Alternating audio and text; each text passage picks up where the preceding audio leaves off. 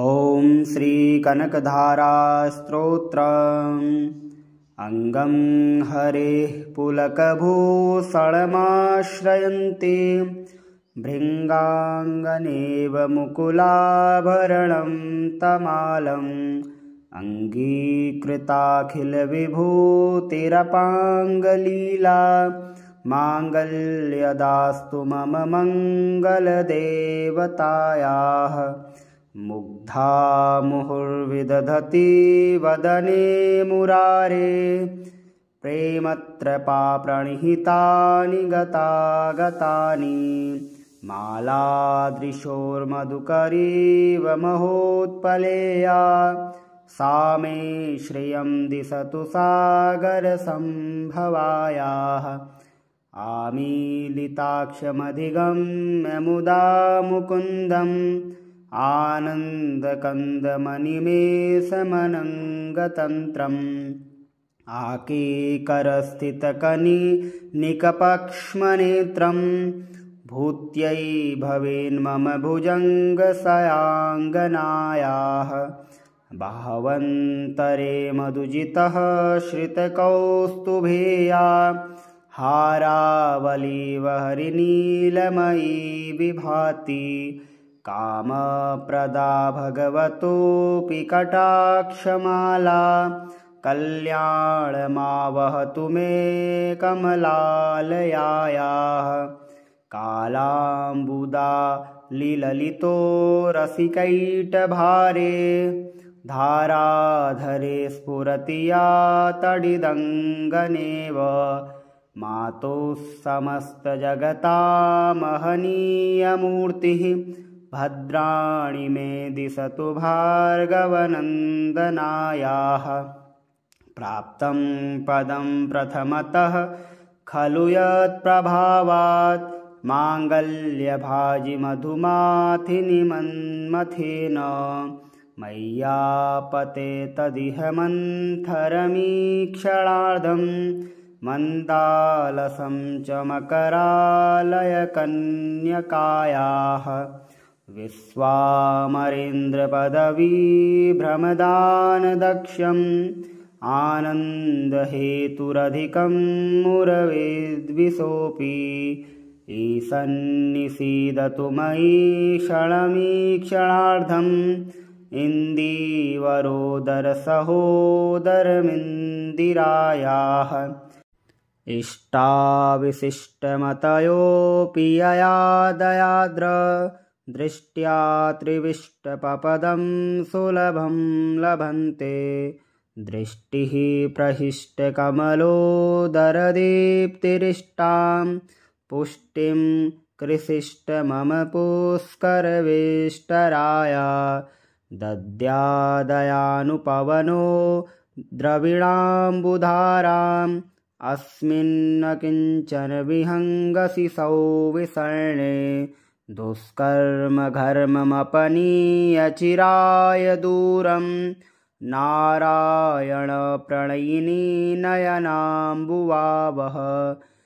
गिरिदेवतेति गरुडध्वजसुन्दरीति शाकम्भरीति शशिशेखरवल्लभेति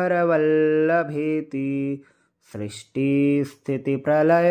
केलिषु संस्थितायां तस्यै नमस्त्रिभुवनेकगुरोस्नतरुण्ये श्रुत्यै नमोऽस्तु शुभकर्मफलप्रसूत्यै रत्यै नमोऽस्तु रमणीयगुणार्णवाये शक्त्यै नमोऽस्तु शतपत्रनिकेतनायै पुष्ट्यै नमोऽस्तु पुरुषोत्तमवल्लभायै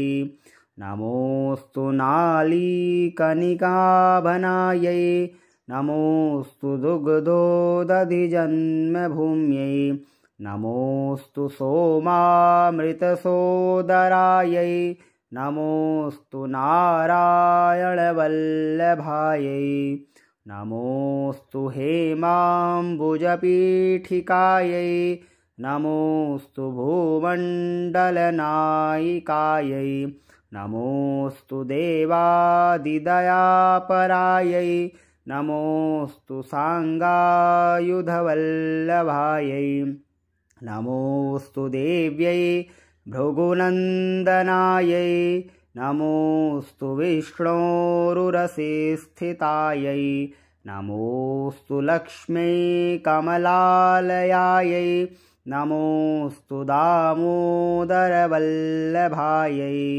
नमोऽस्तु कान्त्यै कमलेक्षणायै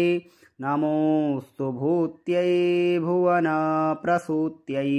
नमोऽस्तु देवादिभिरर्चितायै नमोऽस्तु नन्दात्मजवल्लभायै सम्पत्कराणि सकलेन्द्रियनन्दनानि साम्राज्यदानविभवानि सरोरुहाक्षि त्वद्वन्दनानि दुरिताहरणोद्यतानि मावेव मातरनिशं कलयन्तु मान्ये यत्कटाक्षसमुपासनाविधिः सेवकस्य सकलार्थसम्पदः सन्तनोति वचनाङ्गमानसेः त्वां मुरारिहृदयेश्वरीं भजे सरसिजनिलये सरोजहस्ते धवलतमासुकगन्धमाल्यशोभे भगवति हरिवल्लभे मनोगे त्रिभुवनभूतिकरी प्रसीद मह्यम् दिग्घस्तिभिः कनककुम्भमुखावसृष्टा स्वरवाहिनी विमलचारुजलाप्लुताङ्गीं प्रातर्नमामि जगतां जननीमशेष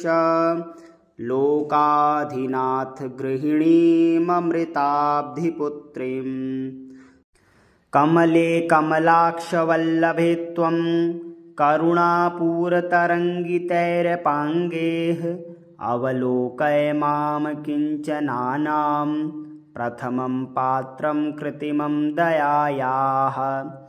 स्तुवन्ति ये स्तुतिभिरन्वहं त्रयीमयीं त्रिभुवनमातरं रमां गुणाधिका गुरोत्तरभाग्यभागिनो भवन्ति ते भुवि बुधभाविताशयाः देवी प्रसीद जगदीश्वरि लोकमातः कल्याणगात्रि कमलेक्षणजीवनाथे दारिद्र्यभीतिहृदयं शरणागतं माम् आलोक्य प्रतिदिनं सदैरपाङ्गेः